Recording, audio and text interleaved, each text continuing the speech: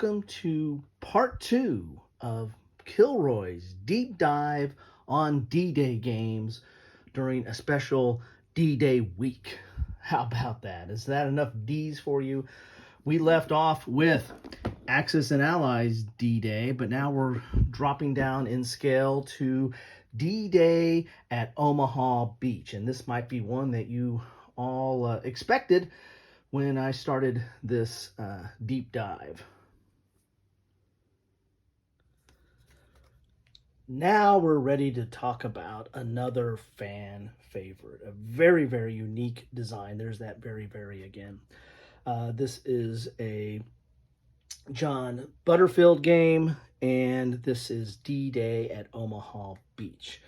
And this has grown into a series of games. There are several D-Days now, not all actually D-Days, but this is an actual D-Day. This is at Omaha Beach, and this is dealing with the 6th of June, 1944, and is completely solitaire. And if you look at the map here, you might need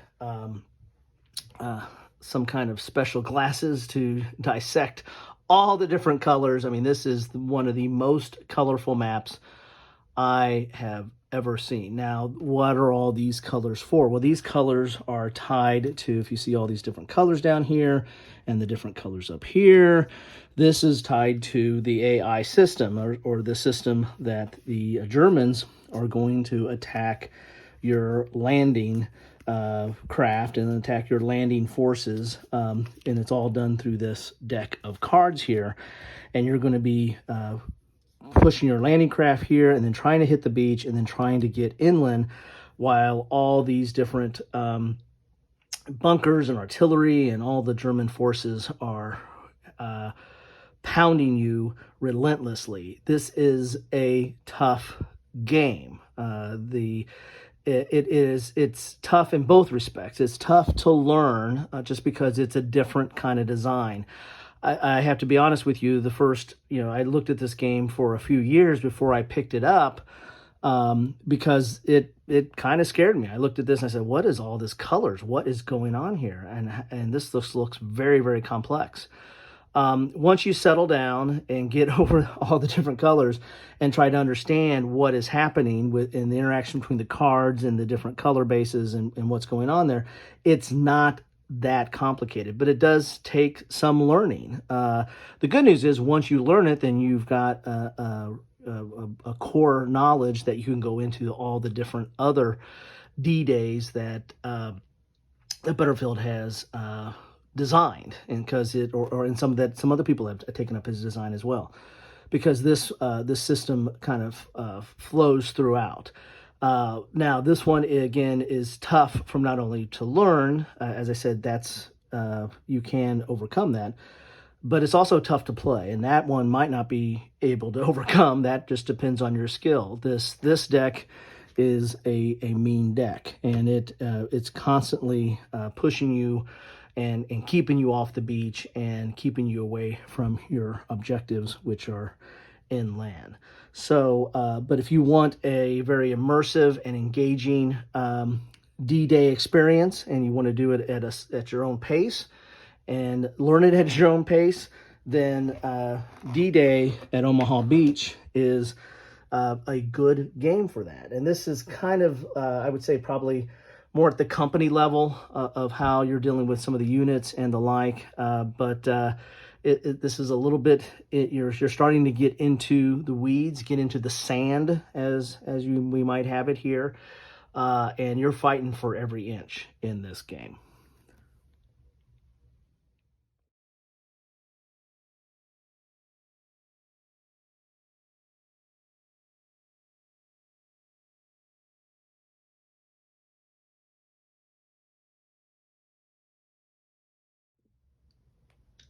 Now we're down to the platoon level with Panzer Leader, and this is the game that made me a war gamer. The first game I ever played, or first war game I ever played, true hex encounter war game, was Panzer Blitz. And after playing that a few times, I immediately went out and bought this. This was my first war game, and messed around with this, played this with friends, but also did a lot of solitaire and just poring over this game. Now, what are some of the features of Panzer Leader? Well, first off, with respect to D-Day, it is all about D-Day. Well, mostly about D-Day.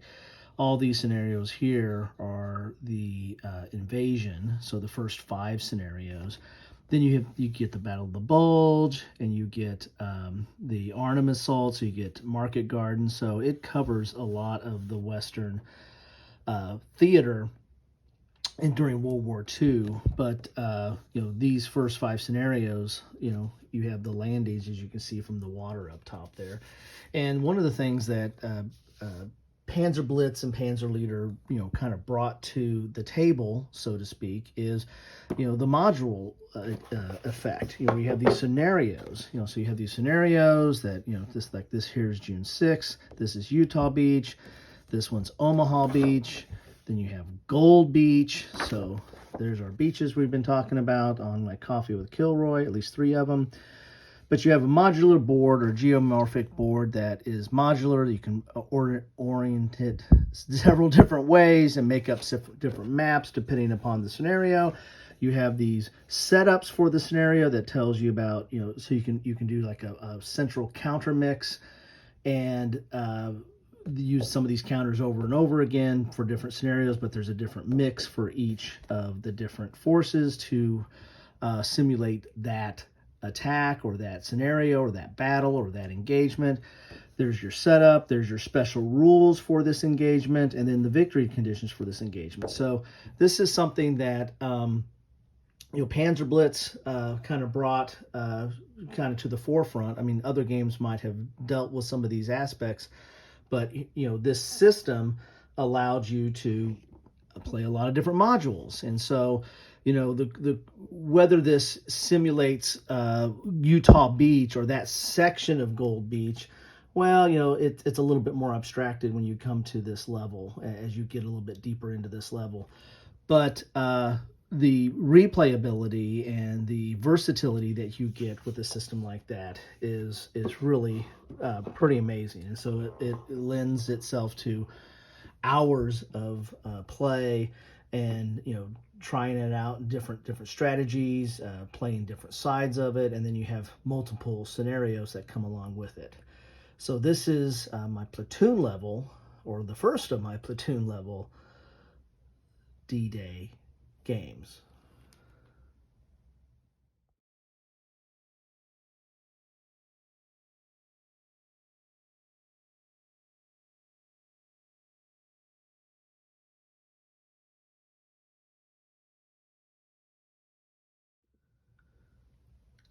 Next down on scale, or actually at the same scale, is White Star Rising. This is 2nd edition. This is part of the Nations at War series, which is produced by Lock and Load Publishing.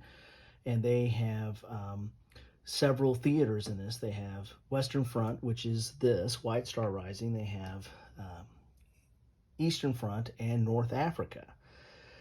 And this is a platoon level game, and in some respects is kind of a spiritual successor to Panzer Leader. If you recall, when I talked about Panzer Leader, it covered the Normandy invasion, but it also had a unique way of how it had the information on its counters. They had this kind of Z pattern to keep track of the information on the counters, which had its its attack value and its range and its movement and all the like on the counter. So it had a lot of the information on the counter, so you weren't looking it up a chart or something on a map or something on a separate piece of paper to figure out what are all the attributes of the counter. So it kind of brought some kind of a feel of almost miniatures. Well, White Star Rising, or the Nations at War series, and also the Lock and Load World at War series, and now the World at War 85 series, does some of the same thing. It has all your information on the counter. You have your here's your armor piercing firepower up here, your high explosive, for infantry and lightly armored stuff or non-armored stuff. Down here, you have your save number, you have your assault number, and then you have your movement. And sometimes the movement might be colored to show that it can do different things, like, if it could carry people or amphibious or the like. So with your firepower here, you have the number of dice that it rolls. There's its range in hexes, and then you have a to hit. And so you have to on 3 dice, you have to roll a 5 or higher to hit. The other vehicle or the target, if it has a save factor, it gets to roll a save. Now, not everything has a save factor. Normally, armored vehicles have that. So this gets to roll 3 dice, and it gets a save on a 6. And this is the same attack value it would have like against infantry. So, some of the similar type of effects in to Panzer Leader, platoon level, and with all the information on the counters itself. It also had, geomorphic boards. This is one of the boards for the D-Day type scenarios, and you have a scenario book. So you have all your background history. You have your setup, what units are going to be involved, where they set up, any kind of special rules in victory conditions. And everything is all laid out in the scenario books. So this is June 6th. This is Utah Beach. Then you have June 6th. This is Sword Beach. Then June 6th. This is another part of Utah Beach. So, you've got several scenarios in here to deal with D-Day as well. So, if you can probably find Panzer Leader somewhere out there, but if you wanted a more updated version that has a little bit more factors and a little bit more complexity, then the White Star Rising Nations at War series is very interesting. Now, the other thing that's different in this is that Nations at War, it's started off as a chit pool, and now they've introduced cards into the mix, where you pull from a deck of cards, and that's how you activate your units. So you'll put in the units that are available on the board, and they'll have different cards in there that when you pull that card, well, that's the activation. This unit, or all the counters that are part of this unit, gets to move or activate, do their attack or move or whatever they're going to do. And so you'll put a number of these into the deck based on the scenario, and they will be activated that way. Whereas Panzer Leader was more of an I go, you go type system, a little bit more sign of the times and a little bit more archaic. So this actually lends itself to a little bit better solo play, because when you have the chit pull or card pull, that you determine your activations, you're not having perfect information, and you can't like automatically anticipate what's going on. You're going to have to be more flexible. So it plays. I like it. It plays solo better. Plus, there are actually solo rules that go with this. There's a companion that you can buy that a solo expansion, so to speak. That's just a set of solo rules to play Nations at War solo.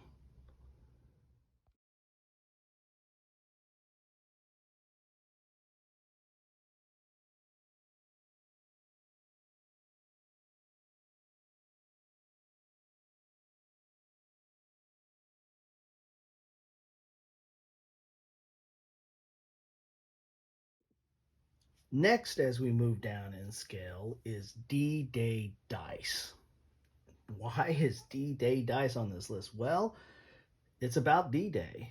Basically, this is D-Day Yahtzee of sorts. So basically, D-Day Dice is just that. It is a dice game. You're going to be rolling dice and trying to get combinations and collect symbols. And as you collect these symbols, you're going to be keeping them track on one of these charts here. Depending on what symbol you're collecting, this lets you buy like special equipment or items, like flamethrower and Bangalore torpedoes or special items like strategic map or bazooka, and they give you some special effects. And if you get these people up here, then you're going to recruit more people. That's one reason why I don't really have a full scale for this, because this is, probably less than a platoon, but more than a squad. I guess you can get more than a platoon on here with the number of soldiers that you can collect along the way. And then you get some of these badges over here, and they help you, advance to certain spots. Like you need to have a certain number of these to advance to the next level of the beach. So you're going to start off at the beach, and you're going to start off at a certain level, and then you're going to have to try to advance and use the dice to keep track of where your troops are going. But you're going to try to advance, and you try to get to take out the bunker at the end. And you do that by rolling dice and trying to collect certain symbols on there, a la kind of a Yahtzee type effect. And then there's certain effects you roll with the red, white, and blue that give you special abilities as well. There's like the 3 skulls is a dead man's gift, or you got leadership and reinforcements, or fresh troops, or battle cry, or special find. So rolling these symbols in certain colors help you as well. And then there's just the normal results, what they do on the dice. But each one of these, and you can also recruit special, specialists, a beachmaster, medic, minesweeper, and they do certain things on the board to let you, advance along this beach. And there's all the different beaches. This is not everything that's in the box, but there's a lot of it. You have Omaha Beach here. You've got Utah Beach, Gold Beach, Juno Beach, Sword Beach, Point du Hoc. You see the cliffs there, and see how tough that's going to get, and you need to have some special abilities or special equipment to kind of get up those cliffs. So yeah, this is a dice game, and yeah, it looks kind of like Yahtzee, but it's fun, and it's a way to chuck dice and give you some of the feel for D-Day on each one of these different beaches. Each of these different beaches pose a different problem that you need to solve, and a different way that you need to navigate your course and how you get through it. And so, this is just the basics that I'm showing you. There's a lot more to this game, and there's actually expansions where you can play the other side if you want to in this game. So is this high on the sim value? No, very low probably on some of the simulation value, but high on the fun value. So this is definitely more game than simulation. And if you wanted to sit down and have kind of a nice filler and get some theme, I mean, emphasize the word some there, but get some theme of World War II and D-Day, then you can do no worse than DDay Dice. Is it do no worse or do no better? Well, you know better. Also, the last thing I'll say about DDay Dice is that it plays solitaire very well. In fact, the first time I played it as a print and play version back before it was even picked up for publication, and it was primarily a solitaire game. But though they have rules in here where you can play it cooperative, and you're both working to navigate the beach, and you can swap equipment and cooperate. But I generally play this as a solo game.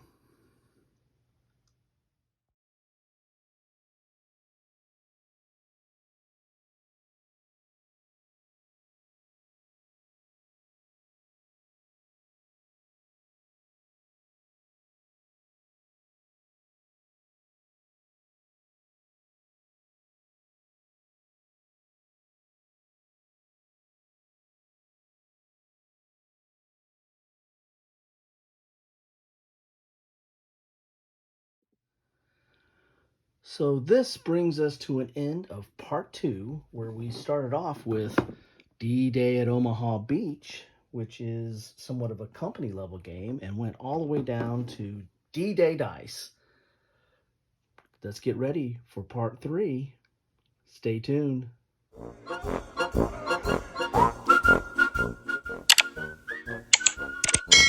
Thanks for watching.